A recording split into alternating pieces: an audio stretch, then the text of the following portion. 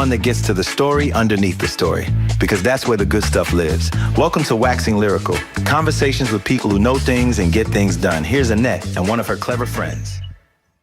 And my clever friend today is Kex Wickham St George, who's joining me from Perth. So we're on the same time zone, which is fabulous because I didn't have to go. I need to be here. Hello, Kex. How you going? I'm good. I'm wonderful. How are you? Well, I'm head down, bum up. That's, seems to be, I'm sure my husband sees my bum. Well, that sounds so wrong. No, we're not filming rude movies over here. But yes, it's when you work in awards, it's always hectic because there's deadlines all the time. So which is real, I find really funny because I'm a pretty laid back person, and I find time as a suggestion rather than as a definite. So it's weird that I work in an industry where it's like I've got all of these definite deadlines. But I mean, you'd know that because you also dabble in, well, not dabble, that's the wrong word. It makes it sound like you're just out the back playing in the sandpit. But I just noticed this morning that you've relaunched your book awards. Yes, there was I wasn't going to. I had 160 entries last year, and I wasn't going to. I thought it's hard work. I have to employ 3 judges, and they're awarded with cash, but they're lovely people. But I have to change them regularly so no one gets an idea that that we're in each other's pockets. No one thinks that. And I just I got 5 inquiries before I went on a river cruise, and I just thought to myself, I'll actually contact my web host, who is also, her name's Jackie Walker, and she does some wonderful websites. And I just thought we chat to her, and I said, do you think it's worth it? It's really hard work. And she went, yeah, but the results that you got last year, she said it started to grow because, when you win an award, I actually take the logo and I put it on your book cover. And then I spread it internationally that you've won an award with Kex Book Cover Awards. And I don't know of anyone else that does that. So it's not something you hold in your hat. No, I have my database. I'm pretty sure I've got like 500 awards on it now.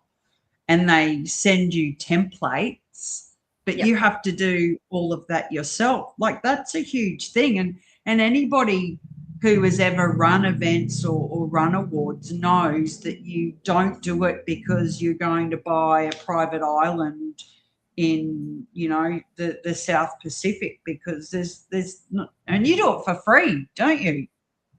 Not the book cover awards. No, it's $55 per entry. Oh, that's nothing. No. But, the memory of me trying to, I've got specific memories of finding a publisher. Oh, my God, I nearly dropped through the floor when I found out how much my first publisher was going to cost me. And that was 15 years ago. And that was $3,500 then. And then that was expensive. It's nothing these days. It's nothing. When I went to have a book review done, I had to pay a professional $120 to review my book, and all she did was write a few very nice words about it, but nothing. And so I decided a little bit differently. So if you come to me with a book review, just a simple book review, send me your book. I do like show and tell, but if you want to email it to me, that's fine. And I still do that one for free, because I remember what it's like trying to get my face on screen and say, I'm an author. I've written a best-selling, amazing book. My publisher was very good. That particular publisher for that book was very good. When I said to her, look, what's it like if I started doing book reviews? She went, Kex, they are needed.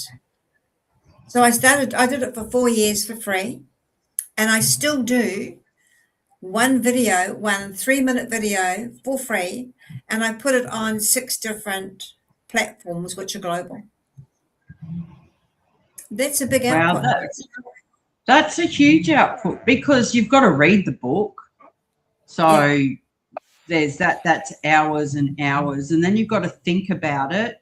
Because the thing is that when you're paying, and this happens in PR and, you know, the vanity awards, is when you pay for someone to do something for you, then it becomes a transaction. And, you know, I sometimes then think about the veracity of the review or the claim, because you've paid for it. Like, that's advertising, you know, that's you saying, hey, I'm pretty awesome, believe me.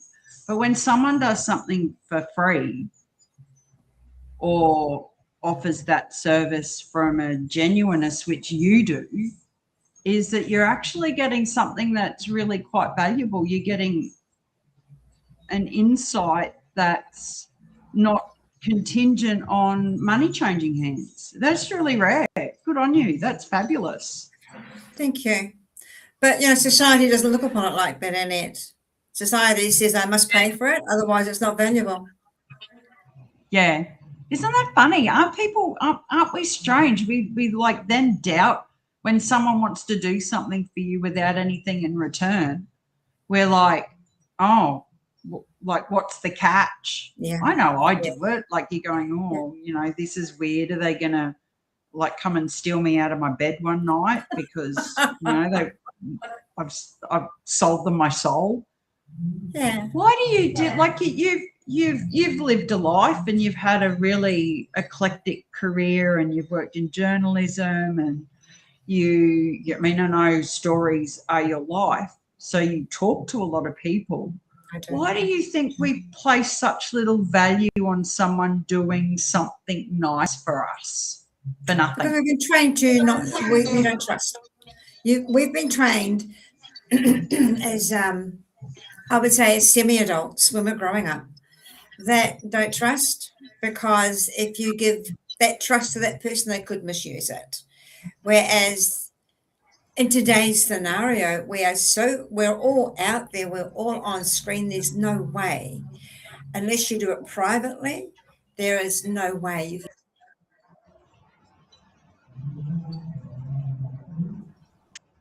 trust. You can do it. Be that you're trust. You know, the old gossip train gets on board, and a reputation can be ruined by stupidity. And that's another thing in the world I don't understand. They say sisterhood, but where is it? I did a post on that a few weeks ago, and I said sisterhood is a verb. You know, like, it's something that we should be doing, not talking about. It's action. It's not going, oh, I support women, and then you turn around and you do something that's so not supportive of women, and then you're like going, okay, where's that congruent? And you're right about trust.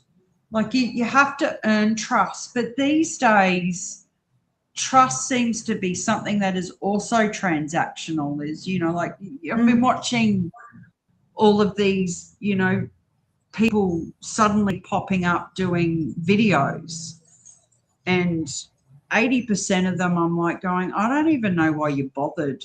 Like, you're just waffling shit for 3 minutes.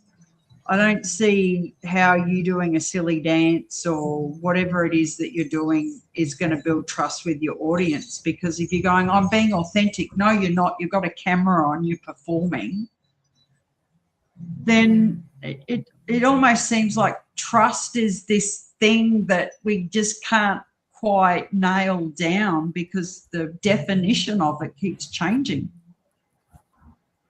Yeah, I agree. Yeah, totally agree. It's So, sad, but it's true. But then again, for me, trust is huge, and you break my trust. And although I would never be outrightly rude to you, I do tend to walk away.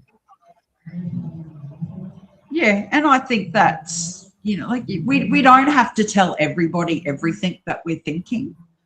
because, unless I came to you and I said, hey, Kez, I've noticed that we're not talking as much, or when we see at events, is there something that I've done?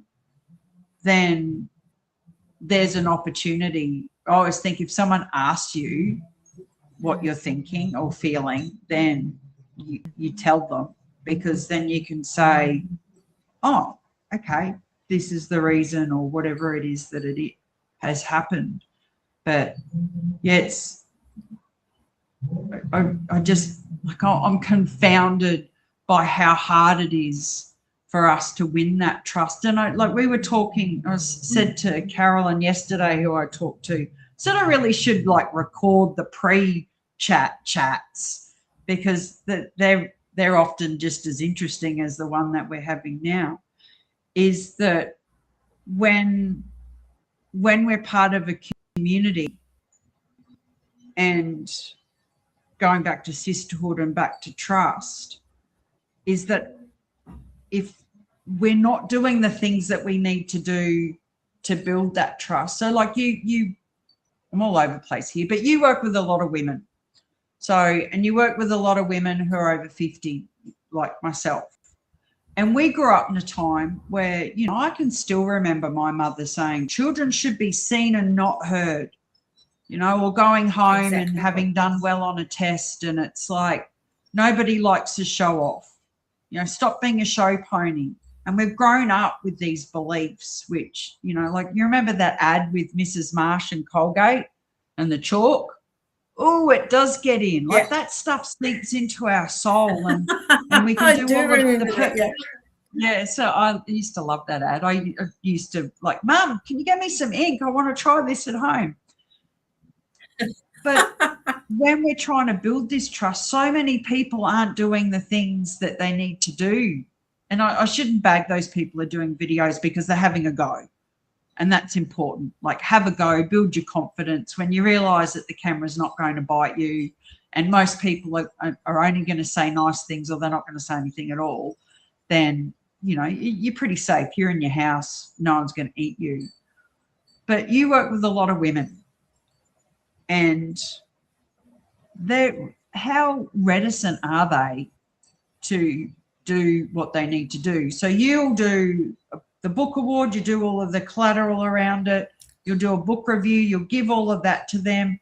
How many of them do you think actually go out and do something with it? You broke up a bit there, Annette. Oh, yeah, that's the story of my life at the moment. I don't know what it is. You know what? I actually think it's this studio, this app, this program that I'm using, because I can have Google meetings and it'll be clear as a bell, nothing is wrong with it. And this, every single time I break up or the video goes skew with, so I want to pick up their act, I might give them some feedback. So I was saying women are really reluctant to put themselves out there to market themselves because of all of the beliefs that we've grown up with. And yep. the stuff that you give them, that you do for a very low cost, and you put a lot of work and a lot of time and a lot of thought into it, and you give it to them. I do. How many of them, you can average it, actually do something with it? I'd say out of putting on a score of 10, maybe 3. It's crazy. You've given them, here you go. You don't have to do anything. All you have to do is go and share it. And do they give you a reason why? Do you follow up with them and say, hey, you've not shared your review? Follow up. I got over it 3 years ago. I was following up consistently saying, are you going to share your review? Or occasionally I will get a few, I loved your review, because it was I'll get it on Facebook.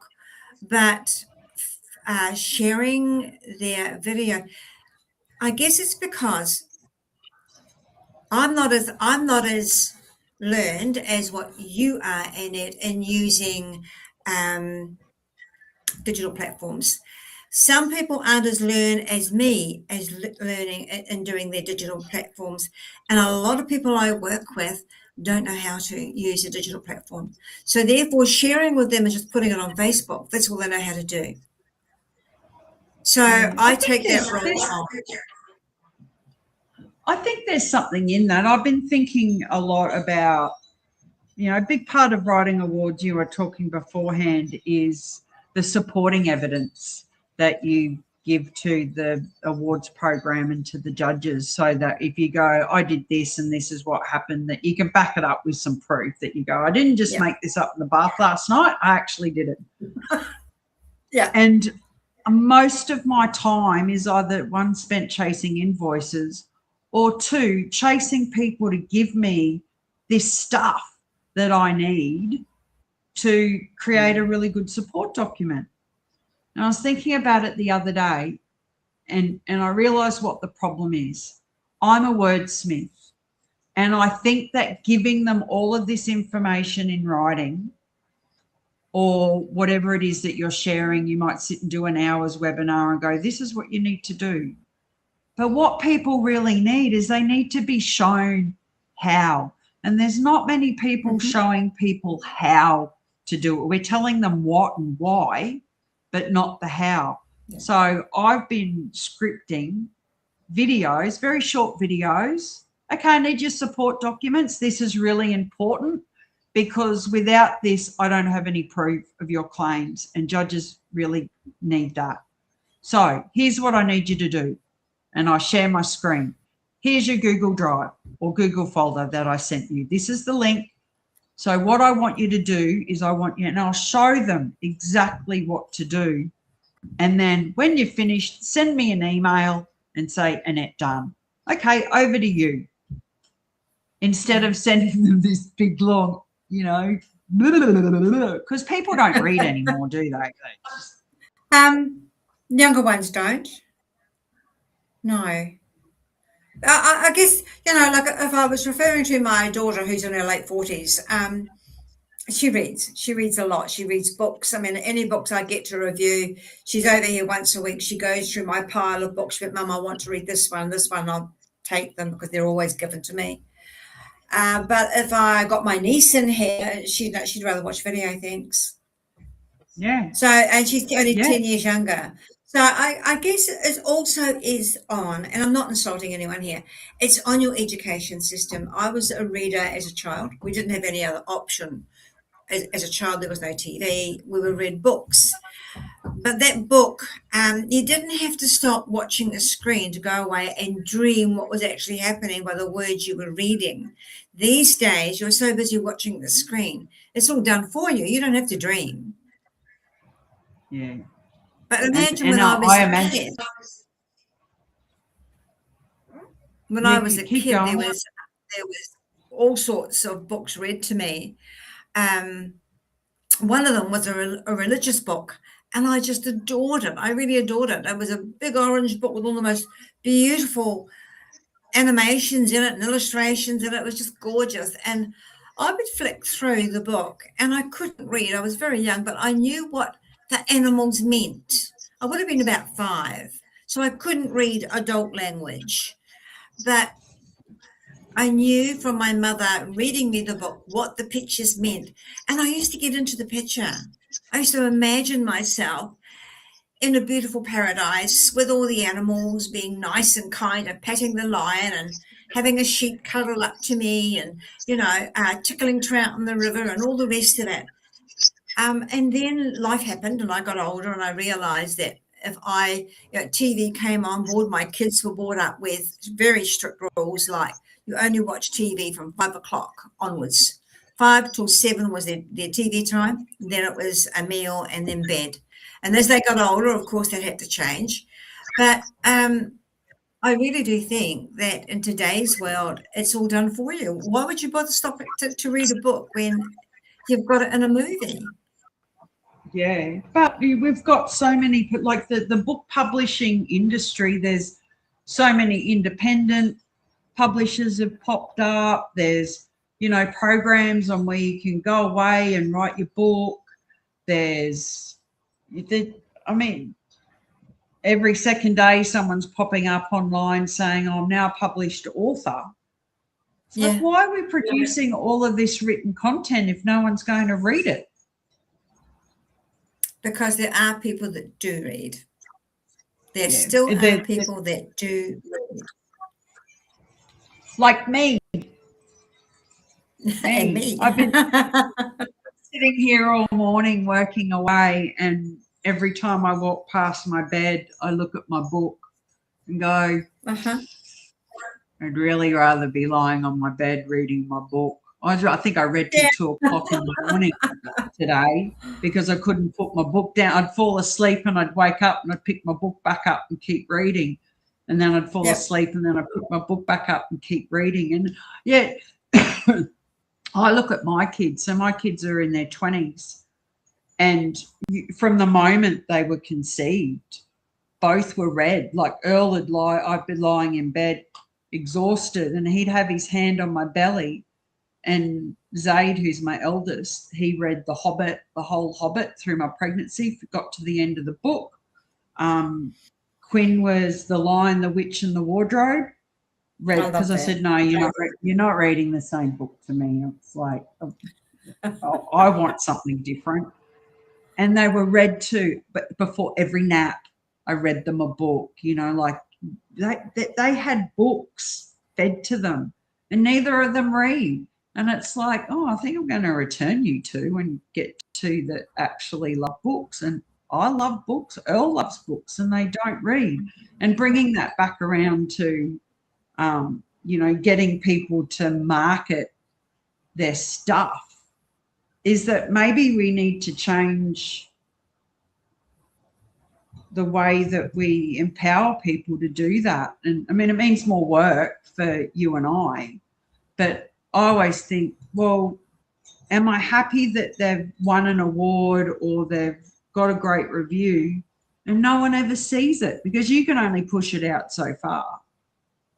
They have to do some work as well. So I think video is absolutely a great way. It's just show people how to do it.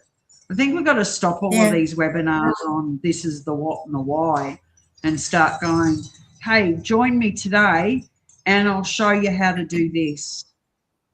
I think that's going to be my next webinar. Show me how to do this. Well, there you how go. to go and support information for your award. Yeah. Come walk with me. There you go. Yeah, That's right. It's a walk. Well, I'm actually updating my book cover for my new book. So I think now, talking about your new book, I heard a whisper that you had turned it into a stage play or a script or a movie script. So that's my old book. So How to Eat a Shit Sandwich and Keep Smiling was my memoir, darling, my memoir. So I have a very good friend who works in the entertainment industry who read it and said to me, oh, my God, I could see this as a series or a movie and I'd love to write the theme song for it. I'm like, what, me? Really? Oh, wow, that's amazing. So I've been sitting on it for a while. Like that book was launched in 2021. It was funny. I looked at it on Kindle last night to see where I ranked on Kindle with my book. I think I'm 1,096,000. I'm like, that's way up the list.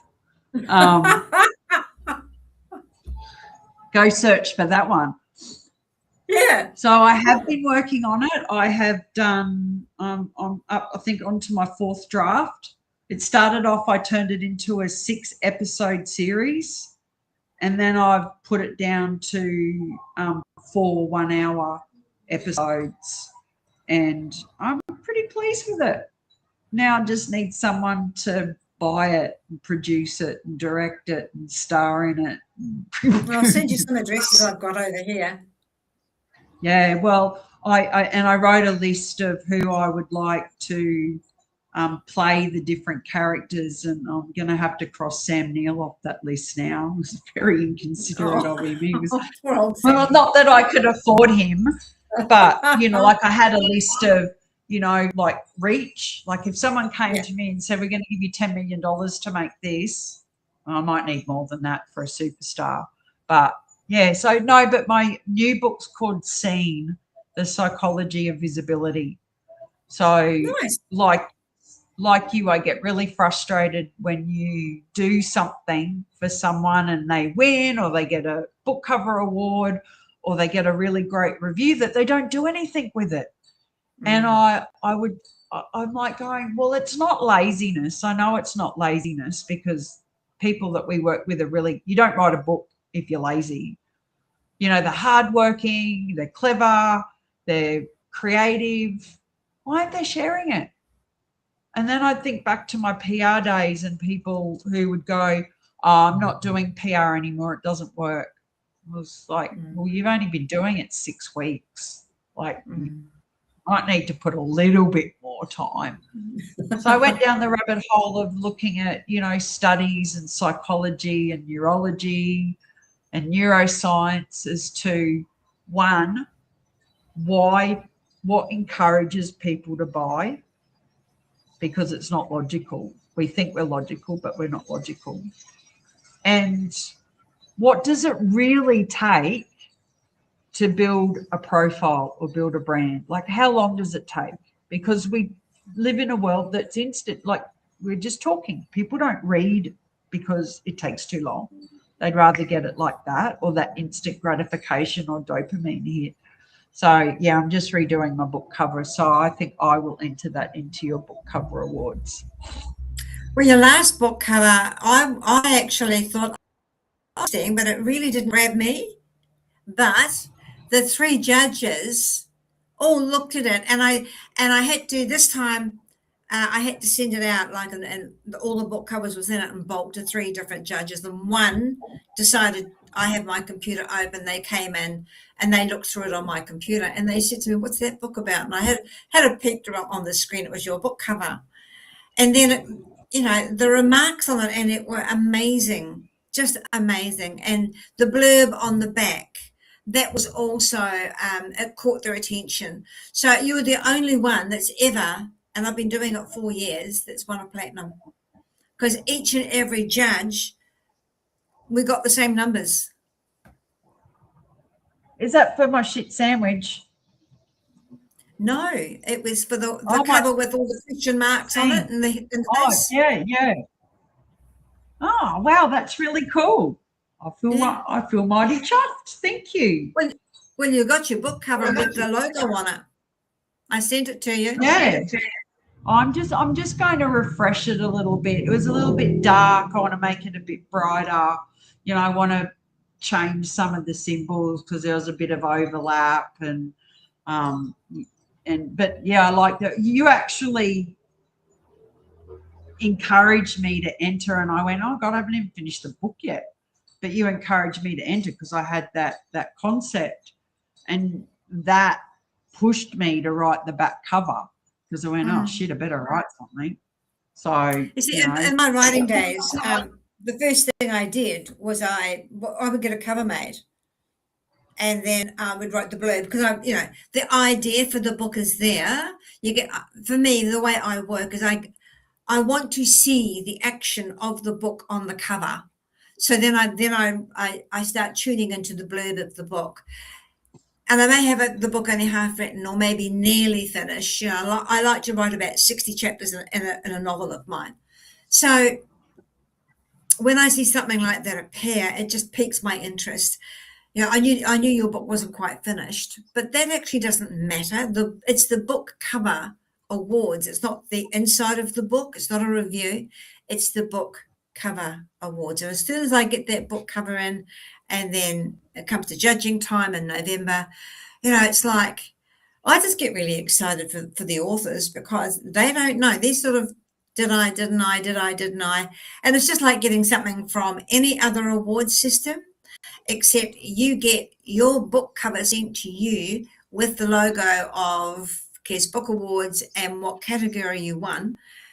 And yeah, it just doesn't click. While people go, oh my God, I got this, I'm going to spread it everywhere. But that's their choice. And I'm going to keep doing it, the same as I will always do book reviews, and I'll keep writing for myself. Well, I'll definitely send you my book when it's finished so you can review it. I'm actually going away this weekend with my friend down to Sanua, And I went, I'm not going to work. I'm actually going to have some time off. And I went, you know what a great opportunity to do the last edit on my book, because I actually have an opportunity with one of my clients to take it to an international book fair at the end of the year. Oh, lovely. And get it translated into Arabic. Oh, Who knew? But like that book cover, and I think this is where people, because there's so many experts out there offering their little niche. And you know, and I see language around it all the time. You know, I saw a post last night where someone made a claim and said, this is the most important reason in your marketing. You know, someone else goes, no, speaking is the most important thing in your marketing, or this is the most important thing in your marketing. I'm going to say the most important thing in your marketing is to share those breadcrumbs, no matter what they are, whether it's a book award or a book review, and you drop them everywhere, and you allow people to see these different parts of you and these different moving things and the things that you're doing, because what you're building is trust then, because in our little heads is that most of us have a bullshit detector. And we go, yeah, I don't quite believe that video. You might watch it for entertainment purposes. But if you keep, like we talk about consistency, and consistency for me isn't going, I've got my social media plan for 30 days. I know what I'm posting every day. For me, consistency is, look, you don't even have to know what you're posting every day. You can have an idea, because I think the most authentic posting is something that comes from, I'm going to share that. Like today, I'm going to share working with people in Saudi Arabia and how that challenged some of my preconceived ideas and the stereotypes that I had in my head. And his stereotypes around what he thought of Australians, because I went, this is what I thought. And he went, well, this is what I think. And then we went, we're just the same. Like, ultimately, we've judged each other, not badly, but we believed what we were told. So if you want to share your book cover award and your review and whatever else that is it just gives people these different opportunities to crack underneath the surface and show that you're real, that you're not performing, that you're just out there giving it a good crack and doing the best that you can, and that you've got something that will help people instead of just like going down this one track. You know, marketing's a tapestry. It's, you know, you've got to have lots of different colors in, or it's as boring as batshit. I agree. So when I share this, Kez, we'll wrap up, because I've got to go and write another award now. Maybe I might eat. I'll share your link to the book cover awards, because I know heaps of authors who are out there doing their good thing, and it's such a different award, because, you know, while you may have got a graphic designer to do it, or you did it yourself, or however you did it, it's come from your creativity, and it's come from your guidance, and it's come from, you know, the essence of your book. And I spent an hour with AI to design that award. And it was like, my daughter said, Mum, I spent 10 minutes. I said, well, I spent an hour, because it wasn't what I wanted. I wanted something that actually described me, and the Kex book cover awards, it's exactly what I wanted. Yeah, and you know, I love that you just said that. And, you know, I know we're wrapping up, but that's a big problem with AI is, like, you know, your daughter goes, I spent 10 minutes. Like, I use AI to analyze data from clients, and I could just accept what it spits out. You know, I feed it all the information, it spits something out. But I go back and question it. Yep. Why have you given me this? I want to understand where that came from. You know, how did you work that out? You know, actually, I think we need to, like, I can spend hours doing that. Yes. It's meant to save time, but I think that where it speeds it up, it helps you with your thinking. And it, again, we come back to, we want everything like this. We don't want to put the effort in. So my hat's off to you, my book cover off to you. I'm going to be floating around today going, I knew I won a platinum. I didn't know I was the only one. That's kind of cool. And the only one that's ever won on my side of the world. You're the only one that's ever won the platinum. It was the Wickham St George Book Cover Awards. It was a mouthful. So it's Kex Book Cover Awards, and I put it up there last night in the post that you were the only one that's won a platinum. So I have to go read that. I haven't looked at social media yet. I've been up since 7 in meetings and writing, and Kez had to sit with me for 15 minutes while I submitted an award that was due at 12 o'clock. So I was like, do you mind just hanging with me? I only just got the stuff. So it is always my pleasure to talk to you, Kez. And next time I'm in Perth, I will catch up with you, because you're such a cool chick to be around. And, I love your insights. I love the view that you have of the world. And, anybody who's listening to this or goes back and listens to it is that, you check what Kez does, not just a book awards or a book reviews, is that she's a storyteller and a capturer of stories. And if you grab her ear with a good yarn, she'll sit there and listen and be your most attentive audience. So have a great day, everyone. Thank you very much for joining me and my clever friend, Kex Wickham St George. I will see you next time when we're waxing lyrical. Thanks for spending this one with us. This has been Waxing Lyrical. Conversations with people who know things and get things done. See you next time, clever friends.